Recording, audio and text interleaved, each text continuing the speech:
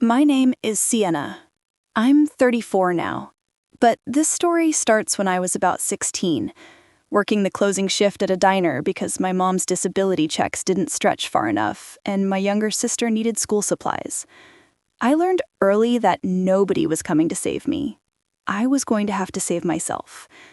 I'm telling you this because what happened last Christmas, what my ex, Brandon, tried to take from me, only makes sense if you understand that I have never, not once in my entire life, had anything handed to me. Everything I have, I bled for. My family wasn't bad, they were just broke, and broken in that specific way where love is there, but resources aren't. Mom got injured at work when I was 14, back injury, permanent. And suddenly our lives became a careful calculation of which bills could wait and which couldn't. My sister, Paige, was 12 then, smart kid, wanted to be a veterinarian. I'd watch her do homework at our kitchen table with a broken calculator and library books because we couldn't afford new ones. And something in me just hardened, decided. I got my first job at 15, lying about my age at a local diner. Waited tables. The owner, Mrs. Chen, knew I was underage but looked the other way because I worked harder than her adult staff. I'd do the closing shift on school nights, get home at midnight, wake up at 6 for school. I did this for 3 years, saved every dollar I could, paid for my own school supplies, my own clothes, my own phone. When I graduated high school, I had $8,000 in a savings account that nobody knew about. Not even Mom, because I'd learned something important. The second people know you have money, they start seeing it as theirs. Here's what I noticed during those years. I had a cousin, Tyler, same age as me. Tyler's parents had money. Not rich, but comfortable. Tyler got a car at 16. New iPhone every year. College fund. He dropped out of college after 1 semester because he didn't vibe with it. His parents just shrugged and paid for him to find himself in Colorado for 6 months. Nobody ever asked Tyler to contribute. Nobody expected him to work. But me? I was working 40-hour weeks by 17, and if I mentioned being tired, I'd hear about how that's just life and welcome to adulthood. The math didn't math, but I learned to stop expecting it to. I didn't go to a 4-year college, couldn't afford it, and I wasn't about to drown in student loans. Instead, I went to community college at night and got my associate's degree in business administration. Paid for it myself, cash, semester by semester. During the day, I worked at a marketing firm as an administrative assistant. 22 years old, making $32,000 a year, living in a studio apartment with furniture from Goodwill. But I was watching everything, learning everything. I learned graphic design on YouTube, taught myself social media strategy by managing the personal accounts of small business owners on the side, $200 here, $500 there. I learned SEO, email marketing, content calendars, copywriting. By 25, I was a junior marketing coordinator making $45,000. By 27, I was a senior strategist making $68,000. And at 28, I quit. Because I'd saved $35,000 and I'd built a portfolio of freelance clients and I had a business plan and I was done making other people rich off my ideas. I started Crimson Digital Marketing on January 3rd, 6 years ago. Just me, my laptop, and a client list of 8 small businesses who'd followed me from my freelance days. The first year, I made $52,000. Not great, but mine. The second year, $89,000. The third year, I hired my first employee and cleared $127,000. I worked 16-hour days. I took client calls at 10 p.m. I learned QuickBooks and LLC regulations and vendor contracts. I negotiated with printers and web developers and social media platforms. I got a business loan, $15,000, and paid it back in 14 months. I moved into a real office, I hired 2 more employees, I built systems and processes and a reputation. While I was doing this, Tyler was on his 4th failed business venture, this time a crypto thing that tanked, and his parents were still bailing him out. He'd post on Facebook about his entrepreneurial journey with pictures of himself at coffee shops with his MacBook. I posted nothing. I just worked. By the time I was 32, Crimson Digital Marketing was generating $340,000 annually. I had 5 employees, and we just signed our biggest client, a regional restaurant chain worth a 3-year contract. I'd build something real, something that was entirely, completely, legally mine. And that's when I met Brandon. I met Brandon at a business networking event in March 2 years ago. He was charming, funny, worked in pharmaceutical sales, made decent money, had his life together, or so it seemed. He asked about my business with what felt like genuine interest, remembered details, followed up. We started dating in April. For the first 6 months, it was good, really good. He'd bring coffee to my office, we'd grab dinner after I finished client calls. He seemed proud of me, proud to tell people his girlfriend owned a successful marketing company. "You're amazing," he'd say. "Building all this yourself? I could never do what you do." Looking back, I should have paid attention to that last part. Because around month 8, the comments started shifting. "You work so much. Don't you want to have a life? Your employees can handle that. You don't have to do everything. When are we going to actually spend time together?" I tried to explain. I was building something. It required time, attention, sacrifice.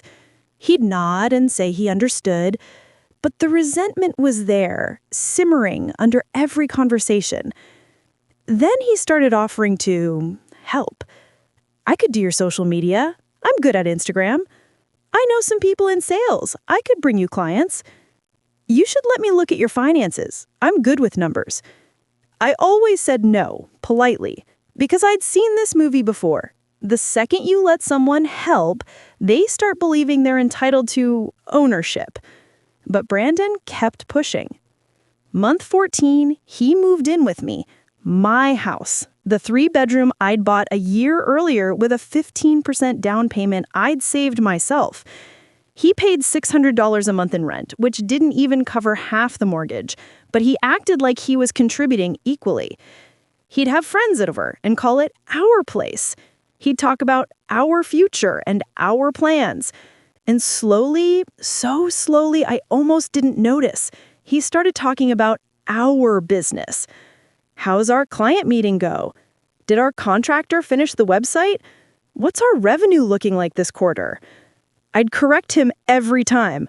My business, Brandon. Mine. He'd laugh it off. I know. I just feel like I'm part of it, supporting you and everything." Supporting? He woke up at 8. I woke up at 5:30. He played video games on weekends. I answered client emails. He made dinner sometimes. I paid the mortgage, utilities, groceries, and kept a business afloat. But sure, supporting. We broke up in June, 4 months ago. It wasn't dramatic. It was just done. I'd realized I was building a life, and he was living in mine. He wasn't contributing. He wasn't growing. He was just there, comfortable, coasting. I sat him down on a Tuesday night and said, "This isn't working. I think you should move out." He stared at me. "Are you serious?" "Yes. After everything I've done for you?" I blinked. "What have you done for me?" "I've been here, supporting your business, helping you build it." "You haven't helped me build anything, Brandon. You've lived here and paid minimal rent." His face changed. Something cold and calculating slid behind his eyes. He said, "I've contributed more than you realize." "How?" "Ideas, strategy, emotional support. That counts." "Not legally, it doesn't." That's when he stood up. "We'll see about that." He moved out that week, took his clothes, his PlayStation, his protein powder. I changed the locks. I thought it was over. I was so wrong. 2 weeks after the breakup, Brandon texted me, "Can we talk? I think we need to discuss the business." I should have ignored it, but I was curious. And maybe, stupidly, I thought he wanted closure. We met at a coffee shop. Neutral territory. He slid a folder across the table. I had a lawyer look at some things. My stomach dropped. What things? Our relationship. The time I lived with you. My contributions to Crimson Digital. Your contributions? I provided ideas, Sienna. I was there during client pitches. I gave feedback on campaigns. That's intellectual property contribution. I laughed. I actually laughed. Brandon, you gave me an opinion on a logo once. That's not intellectual property. A court might see it differently. What do you want? He leaned back. And there it was, that entitlement I'd seen in Tyler, in every person who'd ever assumed my success was something they could claim. 20%, he said. I think that's fair. 20% of my business. Yes, the business I started 4 years before I met you, the business I built with my own money, my own clients, my own work, the business that grew significantly while we were together. Because I worked 80-hour weeks. I supported that, emotionally. That has value. I stood up. You're not getting a single % of my company, Brandon. Not one. Then I'll see you in court. I walked out. And I genuinely believed he was bluffing. August came. September. October. Brandon kept texting, calling, leaving voicemails. I'm being reasonable. Just give me what I'm owed. Don't make this harder than it has to be. I have a lawyer. Do you? I blocked his number. Then his mom started calling me. His mom, who I'd met 3 times. Brandon says you're being unfair. He just wants what he deserves. He deserves nothing from my business. But he supported you. That's worth something. It's worth gratitude, not equity. She hung up on me. Then came the Facebook posts. Brandon didn't name me directly, but it was obvious. When you give everything to someone and they toss you aside like you never mattered, that's real betrayal. Some people forget who was there when they were building their dreams. Loyalty should mean something, but I guess not to everyone. His friends liked it, commented with support, called whoever he was vague posting about ungrateful and worse. I didn't respond.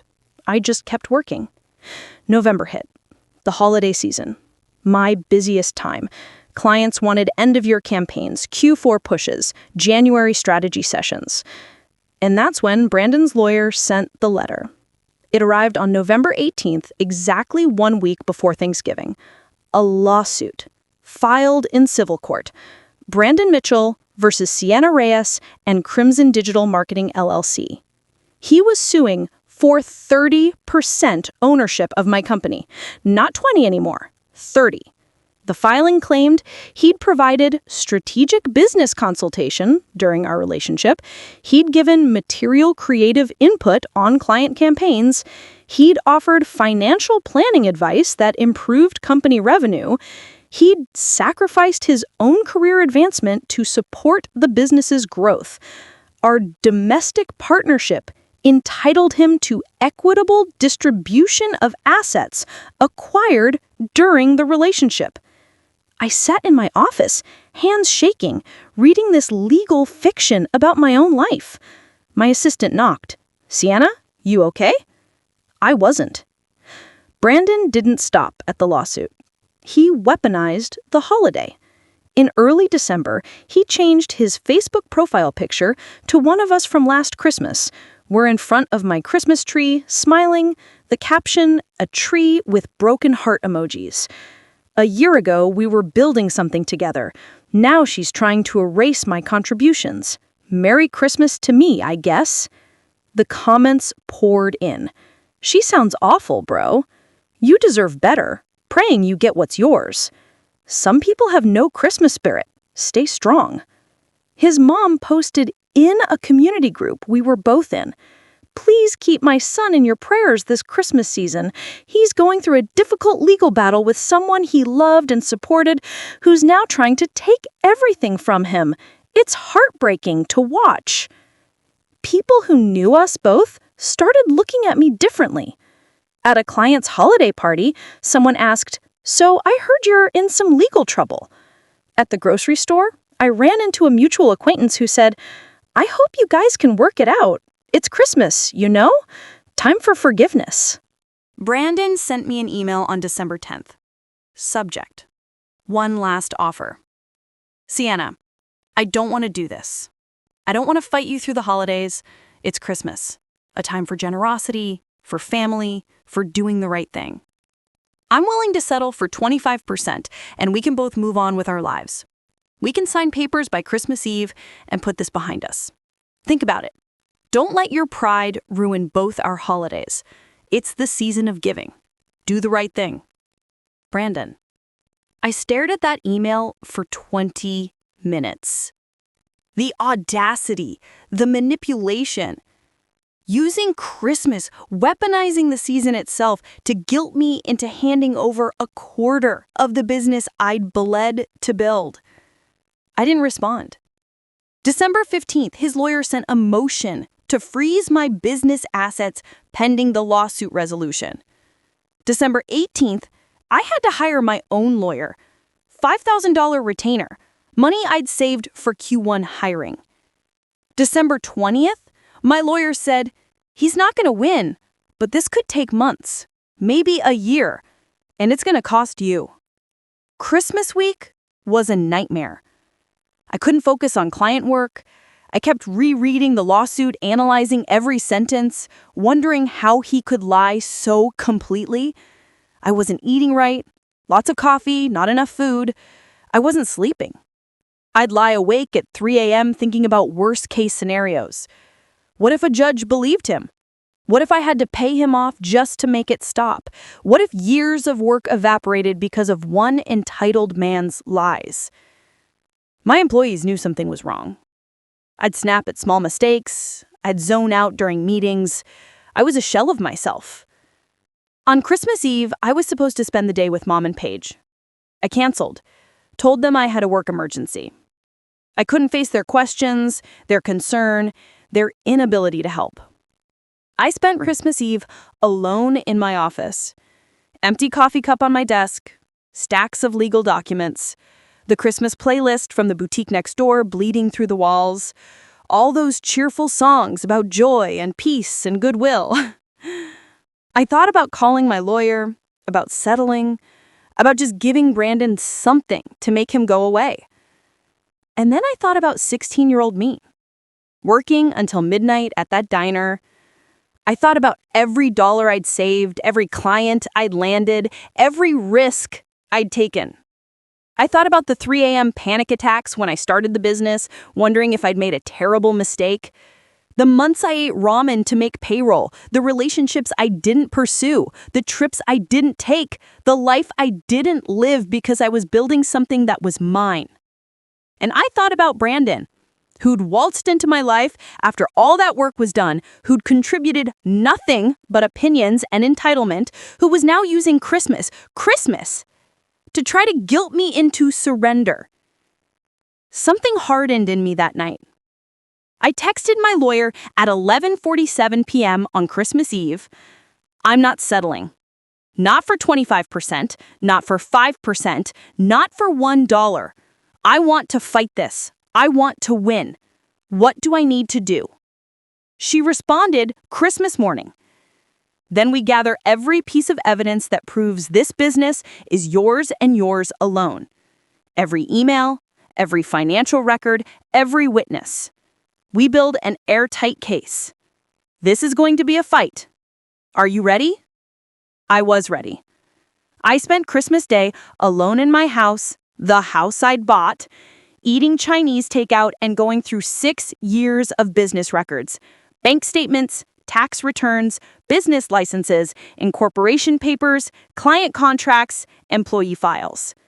Every single document had one name on it. Mine. Brandon wasn't on anything. Not one signature, not one contribution, not $1. He'd left no paper trail because he'd done nothing worth documenting. And that's when I realized he'd forgotten something important about me. I keep receipts. for everything. And I was about to make him regret the day he tried to take what I built. The day after Christmas, I made a decision that felt impossible but necessary. I stopped responding to Brandon entirely. No texts, no emails, no reactions to his social media posts. Every single communication went through my lawyer, Patricia Chen. Yes, the daughter of Mrs. Chen from the diner, but that's a different story about how kindness comes back around. Brandon hated it. His texts became increasingly desperate. Just talk to me. We can figure this out. You're really going to let lawyers handle this after what we had? This is so typical of you. Cold, calculated, no heart. I read them, screenshotted them, forwarded them to Patricia. Deleted nothing. Then he tried calling from different numbers. His mom's phone, his friend's phone, a number I didn't recognize that I later found out was his work phone. I answered none of them. On Facebook, he posted, "When someone shows you who they really are, believe them. Silent treatment during the holidays. Ice cold." His friends rallied. Comments about how I was heartless and proving his point. I didn't respond. Didn't comment, didn't even view his profile. Because here's what Brandon didn't understand. Silence isn't weakness. Silence is strategy. While he was posting and texting and calling, thinking my silence meant defeat, I was working, planning, building a case so airtight he'd suffocate in it. Patricia told me something I'll never forget. Let him think he's winning. Let him get comfortable.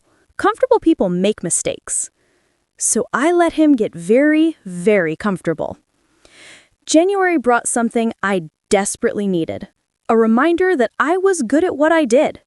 Remember that regional restaurant chain I mentioned? 3-year contract, my biggest client? They referred me to their parent company. On January 9th, I got a call. National campaign, 6 figures, a year-long project that would put Crimson Digital on the map in a way I'd only dreamed about. The pitch meeting was January 15th. I walked in with a presentation I'd worked on for 60 hours straight, fueled by spite and coffee and the burning need to prove that Brandon's lawsuit was a distraction, not a destruction. I nailed it. They signed the contract on January 18th. $240,000 for the year, plus performance bonuses. My hands shook when I signed the agreement, not from fear, from vindication. Because here's what that contract meant. More money for legal fees, more resources to fight, more proof that my business was thriving not because of him, but despite him. More evidence that my success was mine, built on my skills, my reputation, my work. I took my team out to celebrate. We went to a nice restaurant, ordered too much food, and laughed for the first time in weeks. My lead designer, Kara, raised her glass. To Sienna, who built this, who keeps building this, no matter what. They didn't know all the details of the lawsuit, but they knew enough, and they believed in me.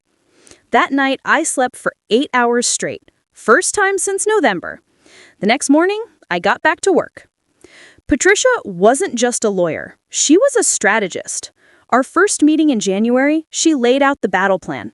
She said, "We need to prove 3 things. 1, you built this business entirely before and without Brandon. 2, he contributed nothing of material value during your relationship. And 3, his claims are demonstrably false." I said, "I have documentation for all of that." She said, "Show me." I spent 2 weeks organizing everything.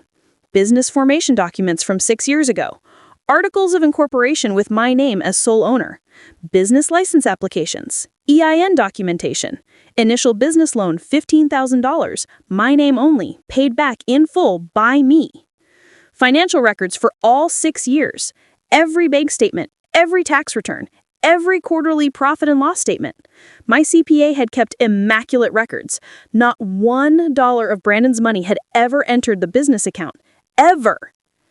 Client contracts dating back to day 1. Every agreement signed by me. Client communications showing my strategy, my pitches, my work.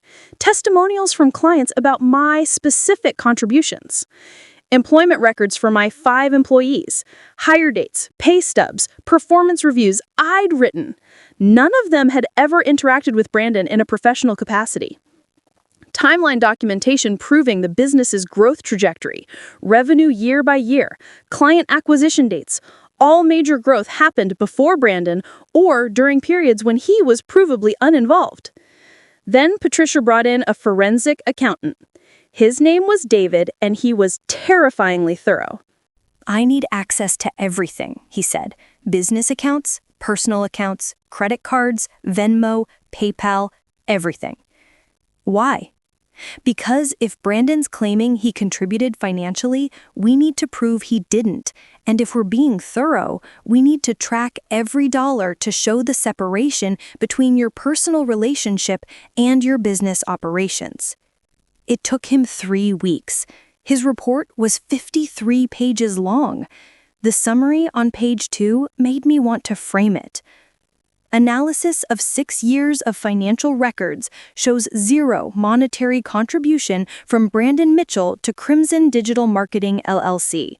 Furthermore, records indicate Mr. Mitchell paid $600 a month in rent during cohabitation, which represented approximately 38% of monthly housing costs borne primarily by Ms. Reyes.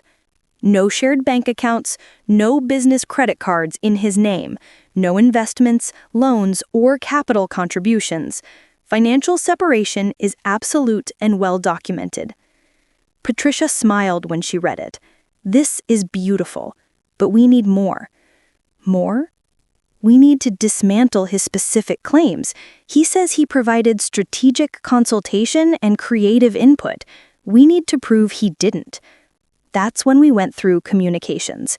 Every single one. I gave Patricia access to my email accounts, business and personal, my text messages, my Slack workspace, my project management software, my client communication platforms. We searched for Brandon's name. We found 12 mentions. Total, over 2 years of dating. Most were me telling him I had to cancel dinner because of work. 3 were client meeting times I'd sent him when he asked what time I'd be home. 1 was him suggesting a font for a logo I was working on. I didn't use his suggestion. That was it. No strategy discussions, no campaign input, no creative collaboration, no client pitches involving him. Nothing. Patricia had her paralegal create a document, Complete Communication Audit, Brandon Mitchell's Business Involvement. 0 strategic consultation, 0 material creative input, 0 documented contribution of any kind. I started to feel something I hadn't felt in months. Hope. February 14th, Valentine's Day. Brandon posted on Instagram. This time last year, I was planning a future with someone. Now I'm fighting for what I helped build. Funny how love blinds you to who people really are. The post had 43 likes, but it also had something else. Comments. His friend Tyler, yes, my cousin Tyler, they'd become friends when Brandon and I dated, commented, "Bro, you deserve at least half. You were there for all of it." Brandon replied, "Lawyer says I have a good shot at 30%. If I get that, I can finally quit this job and live off the business income for a while. Should have had my name on the paperwork from the start." I was at my desk when Patricia called me. "Sienna, tell me you saw Brandon's Instagram." "I don't follow him anymore." "Well, someone sent me screenshots and he just confessed to his actual motive in a public comment thread." She sent me the images. I read Brandon's comment 3 times. Live off the business income. Not get what I earned. Not receive fair compensation for my contributions. Live off it. Like a lottery ticket. Like a windfall he could coast on. Patricia, is this admissible? We'll argue it shows his true intention isn't equitable distribution, but financial exploitation. Combined with everything else, it's damning. Screenshot everything. Save it. Send it to me. I did. But it got better, because Tyler, dear stupid Tyler, kept commenting. You should get it all, man. She's been greedy since we were kids, always acted like she was better than everyone else. Brandon, for real, I gave her 2 years of my life. I was there when she landed that restaurant contract. My support made that possible. That's worth something. Another friend, did you sign anything when you moved in? Brandon, nah, she was paranoid about that. Should have insisted. Lesson learned. One more comment, this one from someone I didn't recognize. So you're gonna get 30%, and then what? Brandon, sell it eventually, or force her to buy me out. Either way, I'm set. I took screenshots of everything, sent them to Patricia. Then I kept scrolling, because people talk when they think they're safe. I found a Reddit post from an account I was 90% sure was Brandon. Username, SalesBro2089. Posted in a legal advice subreddit 3 weeks earlier. Can I sue my ex for part of her business? We lived together for 14 months. I supported her emotionally and gave advice on her marketing company. She makes good money. I think I deserve a cut. We're in our state. What are my chances? The responses told him he had no case. But one comment asked, did you contribute financially, sign any contracts, have any official role? His reply, no, but I was there for her during the hardest part of growing the business. That has to count for something. Someone responded, it doesn't, legally. You'd need documentation of actual contribution. His response, well, that's messed up. I sent that to Patricia too. She called me immediately. Sienna, this is a gold mine. He's documenting his own lack of contribution while simultaneously documenting his intent to exploit your success. This is exactly what we need. Is it enough? Combined with your documentation, your financial records, the testimony we'll get from your employees and clients? Yes, this is more than enough. For the first time since November, I smiled. A real smile. The mediation was scheduled for March 12th. Patricia explained the process. Both parties, both lawyers, a mediator. We'd present our cases, try to reach a settlement before going to trial. He still thinks he's going to win something, Patricia said. His lawyer probably told him, you'd settled to avoid trial costs. I'm not settling. I know. That's why we're going to end this at mediation. We're bringing everything, every document, every receipt, every screenshot. We're going to bury him in evidence so thoroughly, his lawyer will advise him to walk away. The week before mediation, I prepared. I reviewed every document, practiced my timeline, made sure I could articulate 6 years of business history clearly and calmly. Patricia prepared a presentation, 42 slides. Every claim Brandon Mead systematically destroyed by documentation. My forensic accountant prepared his own presentation. Charts, graphs, financial flows, a visual representation of exactly where every dollar came from and where it went.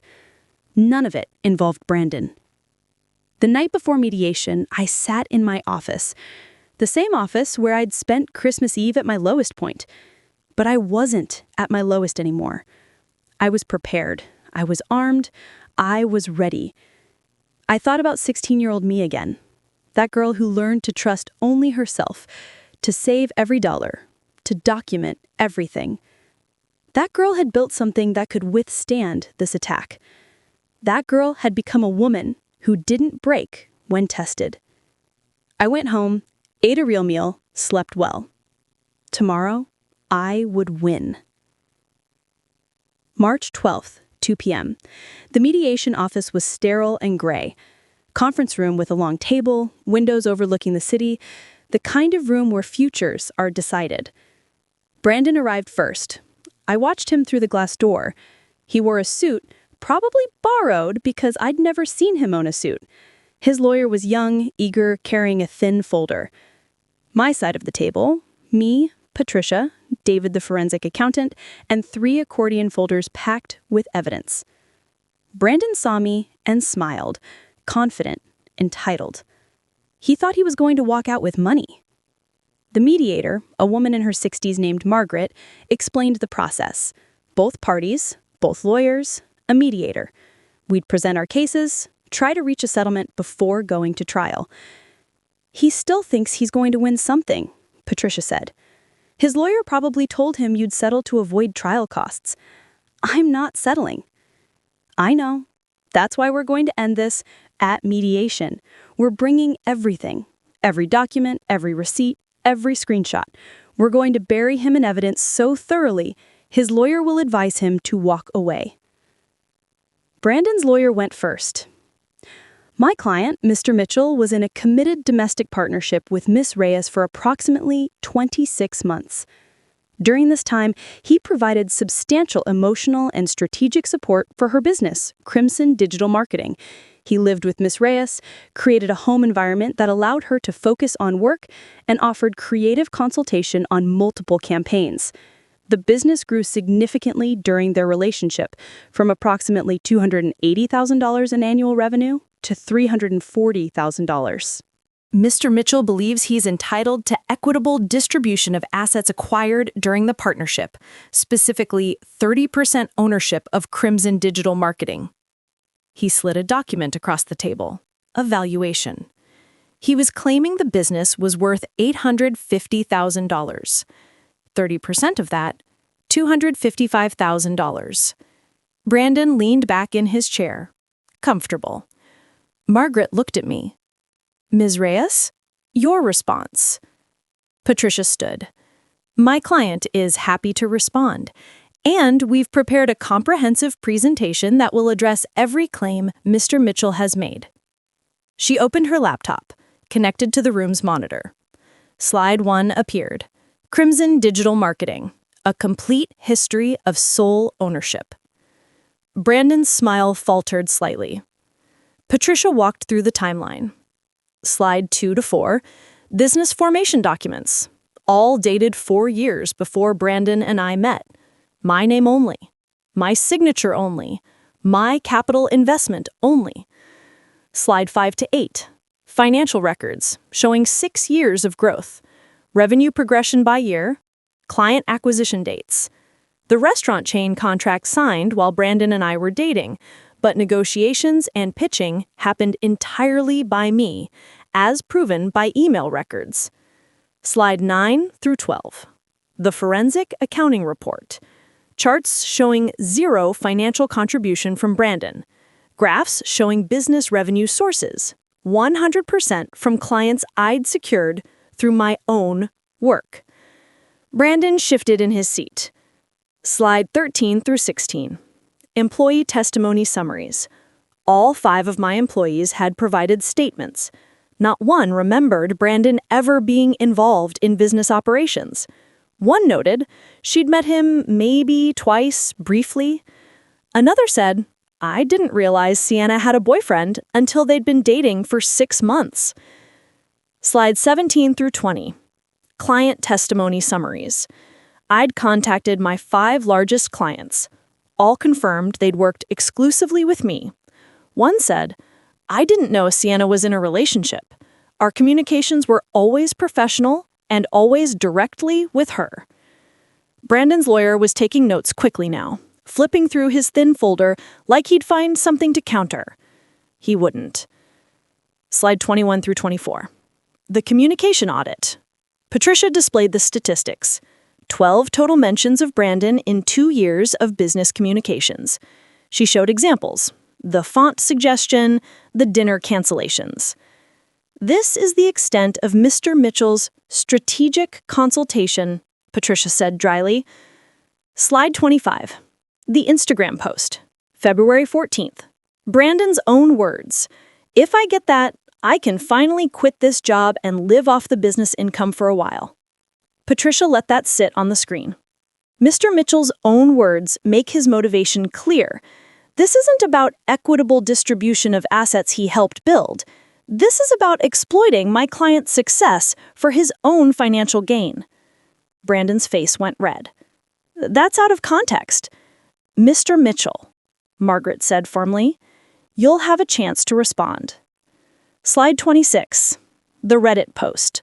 Salesbro 2089 admitting he had no documentation, no contracts, no financial contribution. Brandon's lawyer whispered something to him urgently. Slide 27 through 30. The rent analysis. David presented this section. Brandon had paid $600 per month in rent. The actual housing costs, mortgage, utilities, insurance, property tax, averaged $1,580 per month. Brandon had contributed 38% of housing costs. He'd lived there 14 months. Mr. Mitchell paid $8,400 in rent over 14 months. Market rate for a room in that neighborhood is approximately $650 to $700 per month. He paid slightly below market rate for housing. This is not a business contribution. This is being a tenant. Slide 31. Another Instagram comment. Tyler asking Brandon about signing anything when he moved in. Brandon's response, "Nah, she was paranoid about that." Patricia paused. Ms. Reyes wasn't paranoid. She was smart. She protected her business from exactly this situation. Slide 32 through 35. Case law. Patricia cited 3 precedents in our state where courts ruled that domestic partnerships without documented business agreements, financial contributions, or official roles do not entitle partners to business equity. Slide 36 to 40. The complete business trajectory, a visual timeline showing major milestones, client acquisitions, revenue growth, employee hires, office moves, with Brandon's presence in the picture marked. He overlapped with exactly 0 major business events. Slide 41. A simple chart. Brandon Mitchell's documented contributions to Crimson Digital Marketing. Financial, $0. Contractual, $0. Strategic, font suggestion, unused. Creative, non-documented. Client acquisition, 0 clients. Employee management, 0 employees. Business operations, 0 documented hours. Slide 42. The conclusion. Mr. Mitchell is not entitled to any percentage of Crimson Digital Marketing. He made no contributions that would warrant ownership stake. His lawsuit is without merit. We request that Mr. Mitchell withdraw his claim immediately and reimburse Ms. Reyes for legal fees incurred, $11,500 to date. Patricia closed the laptop. The room was silent. Brandon's lawyer was staring at his thin folder. He looked at Brandon, whispered, "We need to talk. Privately." Margaret called a 15-minute recess. We used a different room. I watched Brandon through the glass, pacing, gesturing, his lawyer sitting with his head in his hands. Patricia sipped her coffee. He's realizing he has nothing. Will he drop it? His lawyer's probably explaining that if this goes to trial, he'll not only lose, but might face sanctions for filing a frivolous lawsuit. Plus, you could countersue for legal fees and emotional distress. 15 minutes became 20, then 30. Finally, they returned. Brandon wouldn't look at me. His lawyer spoke. "My client is willing to withdraw the lawsuit." "And?" Patricia prompted. "He'll sign a statement acknowledging he has no claim to Crimson Digital Marketing." "And?" The lawyer sighed. "He'll reimburse Ms. Reyes legal fees. We can structure a payment plan. Full payment within 30 days, plus a written apology acknowledging that his claims were false." Brandon's head snapped up. "I'm not apologizing." Patricia looked at him directly for the first time. "Mr. Mitchell, the alternative is we proceed to trial. My client has an airtight case. You'll lose. You'll be ordered to pay her legal fees, which will be much higher after a trial. You could face sanctions, and all of this will be public record.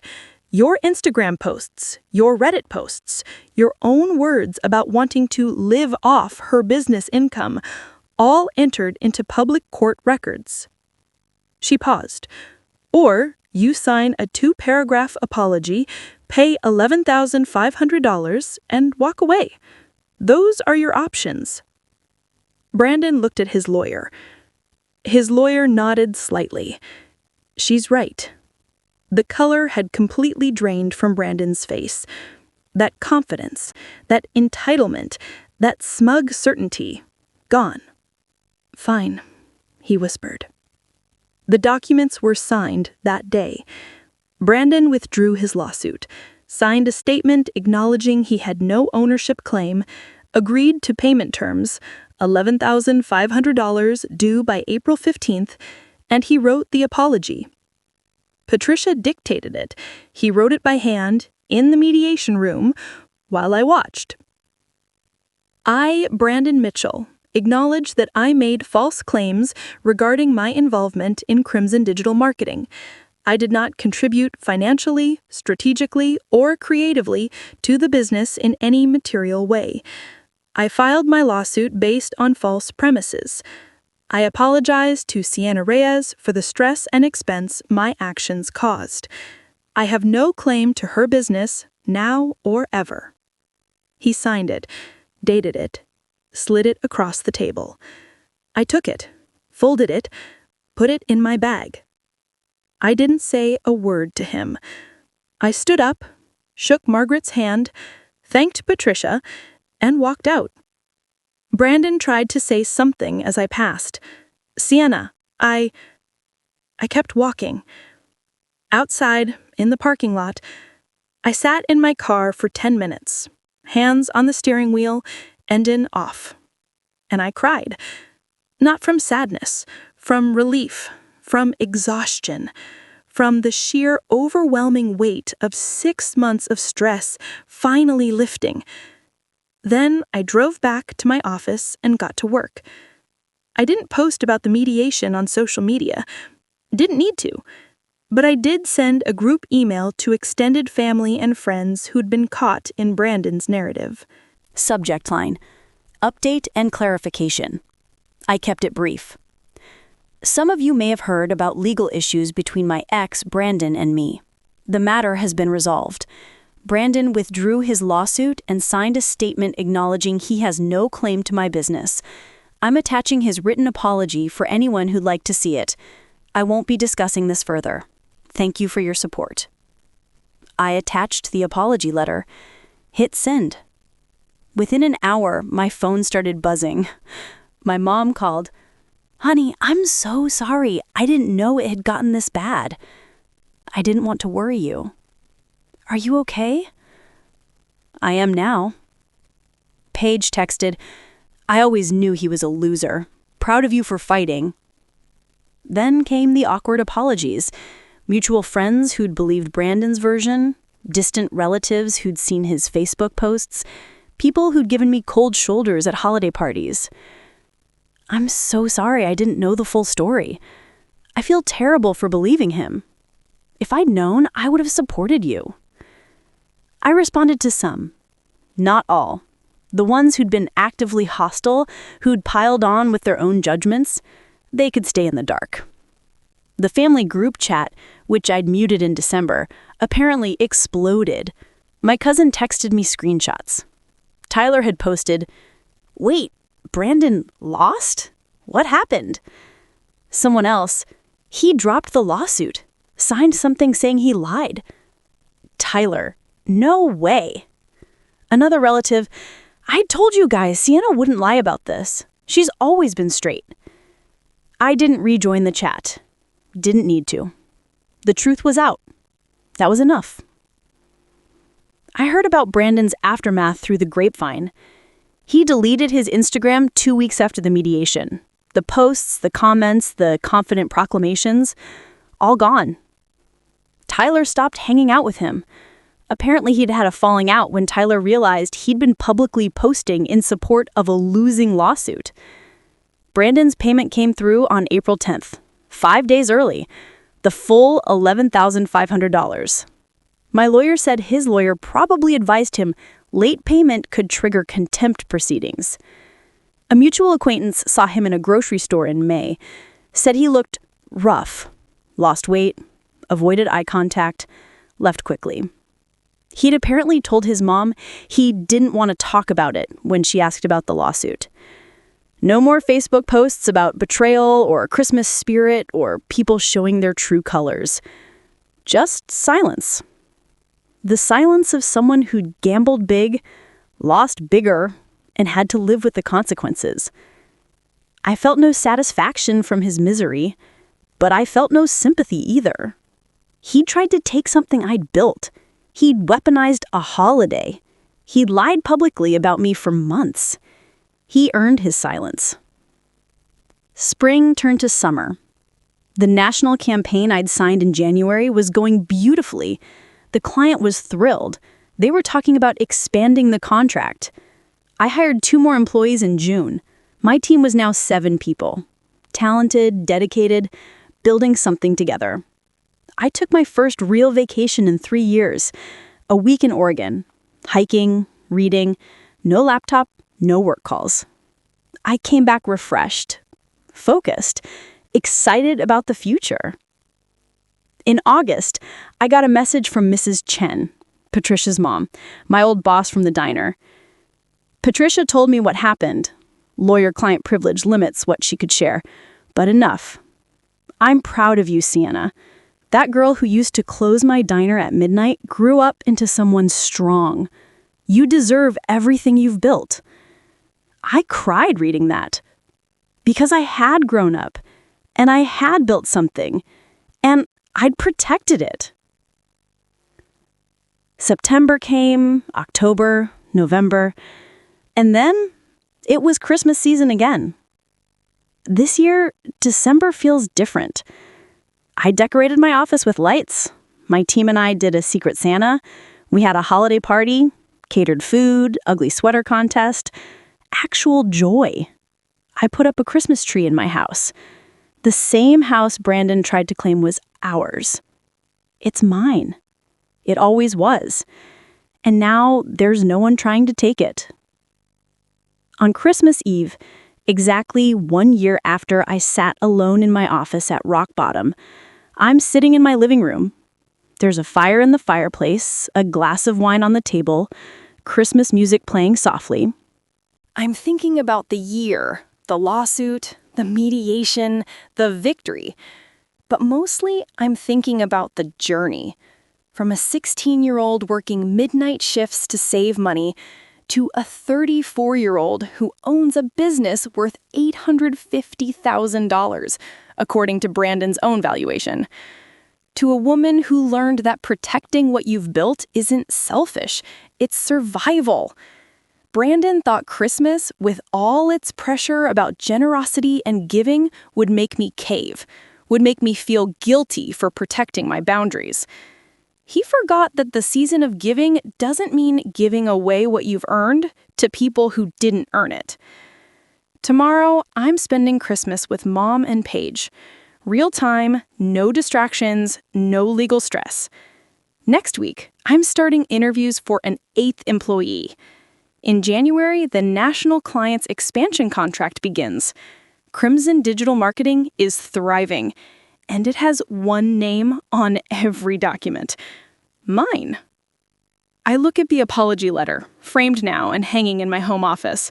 Not as a trophy, I'm not petty like that. As a reminder. A reminder that people will try to take what you've built. A reminder that documentation saves you. A reminder that silence is power. A reminder that you don't owe anyone access to what you've earned. I take a sip of wine. The Christmas tree lights are twinkling. My phone buzzes. A text from Patricia. Merry Christmas, Sienna.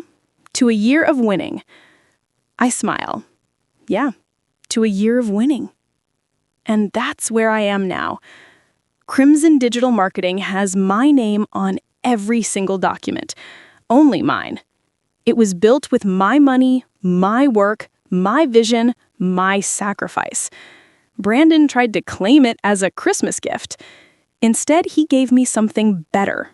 Absolute proof that I can protect what I've built. That I don't break under pressure. That my success was never about him and never needed him. It's mine. It always was. and it always will be. Merry Christmas to me.